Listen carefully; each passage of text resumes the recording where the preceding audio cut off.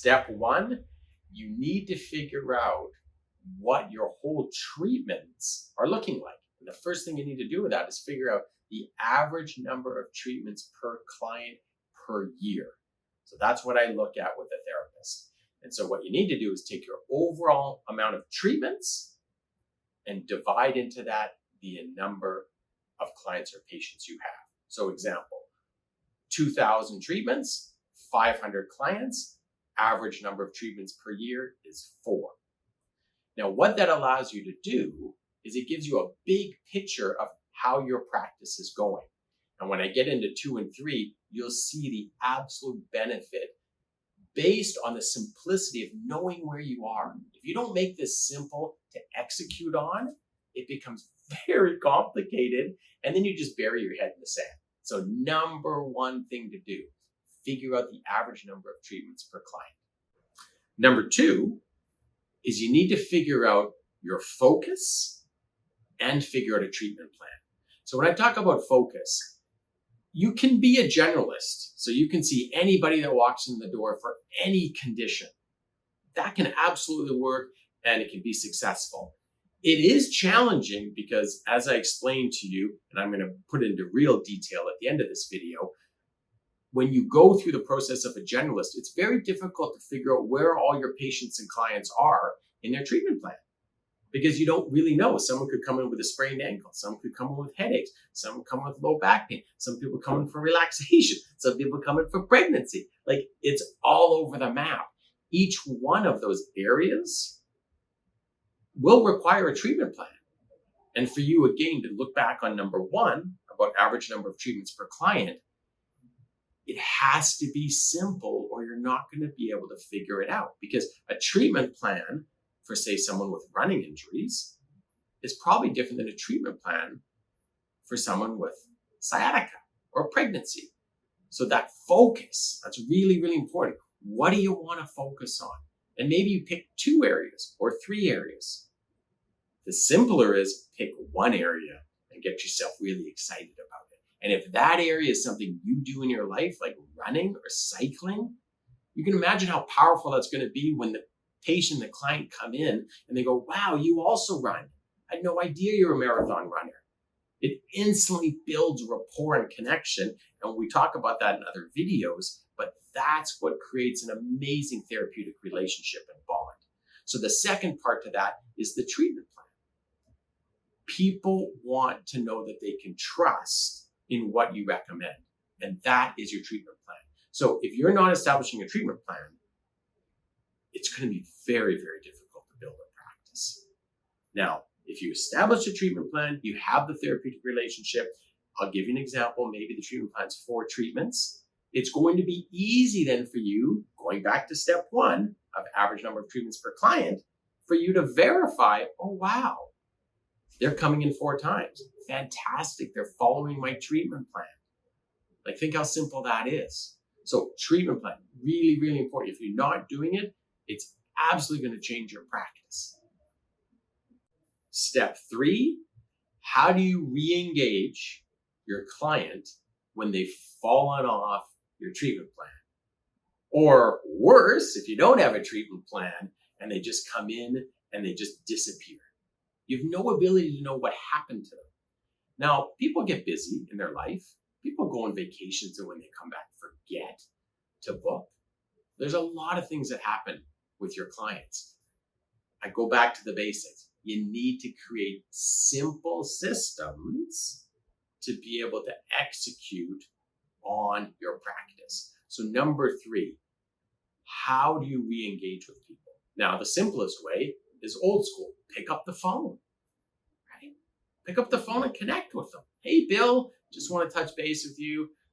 I know you love running. I know a marathon's coming up. Just checking in to see if you need any treatments because you had that low back pain. If it's completely taken care of, let's look at a preventative plan for you. Right? That's a simple way to re-engage. It provides maximum value to the client. And they go, wow, you know what? I do need to get that treatment. Sorry, I got busy. My kid got sick. Whatever the reason is, there's so many different reasons. And then here's the other thing. If you're a generalist and you do a whole bunch of different treatments for a whole wide range of focuses, it's much harder. the amount of hours that you'll need to invest to try and figure out what you're going to do with your follow-up plan to re-engage that client or patient, we're talking hours. And so that's where the focus really pays off.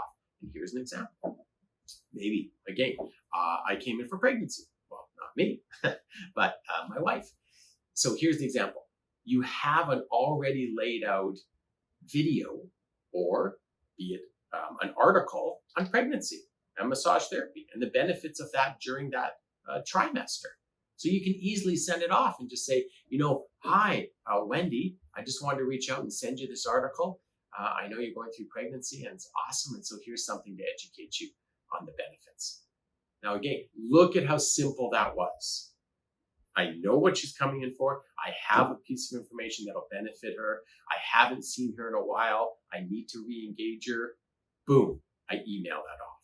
Now, emailing absolutely is the simplest way of doing it, but please don't ignore the fact that if you personally call them up, you have a relationship. A massage therapy is a relationship. It's not electric, it's not electronic communications. Those tools are amazing, but it's a relationship. So pick up the phone, call them, touch base with them. Now, I'm going to go over next 2 examples of how to make all of this work perfectly. Example 1, let's choose running injuries. I love running injuries because we're in Vancouver and everybody seems to run. So it's a fantastic thing to focus on. So here's my example. You work on running injuries, and it could be anything, right? Shin splints, ankle sprains, sciatica, low back pain, whatever it is. You can do all those treatments. So it doesn't have to be, oh, Mark, I don't want to focus. It's boring. Whatever it's not going to excite me over the long term. I want you to figure out what excites you. So don't take my example and just go, that's all I'm going to do. No, man, what excites you? What gets you up in the morning? What excites me are doing these videos. I love it. I do it all day long. It's a gas. So that's what excites me. So figure out what excites you. Now, again, if you're a runner, it's awesome to focus on running injuries. You just have that much more strength and connection with your patients. If you hate running, please don't choose running injuries because you think you're going to build a practice faster. Nothing will be further from that outcome. So please figure out what you love. If you do it, it's even that much richer for you. It'll be that much of an incredible drive. So here's my example, running injuries, okay? Step 1, average number of treatments per client. If I say, hey, I want to see my clients 4 times in a year, and I would say for running injuries, that's really low. I would say in the running world, see them once a month. Now that's 12 times a year. Now, if you just only made that decision, imagine if you average 12 times per year with a client. If you multiplied that out, you need so few clients to fill your practice fully. Life's a lot easier. Okay, so just that one decision can absolutely change the trajectory of your practice. And that's what I mean when I say simple things work over the long term. That's simple. Step 2. Now again, it's the focus. Okay, you've got the focus. It's running injuries. Now you look at the treatment plan side of step 2. Okay, what does that look like? So if people are coming into your practice, you want to take care of their shin splints, their sciatica, whatever that case may be. Figure it out. Maybe that's 2 or 3 treatments, and then boom, they go into your preventative program. So let's just say the sciatica took 3 treatments, then 9 treatments is your preventative program. And you fully explain that to the individual when they come in. And things like, hey, Tom, you're a runner, you want to train for this a marathon, half Ironman, whatever it is, I need to see you once a month because what we're going to do in our treatments is I'm going to touch base with you. And I'm going to make sure that musculoskeletally, you're running perfectly. Any acute injuries we're going to deal with right at the time. And then I'll be able to identify any chronic conditions that are progressively growing in the background in your body that could be an injury. But because you're coming in once a month, I'll identify them ahead of time. And we're looking at an injury-free, running schedule for you. Like that's my outcome. I want that for you so you can focus on training because there's nothing worse than being bogged down with an injury. It absolutely, of course, kills your training plan. So that's what you're presenting to the client.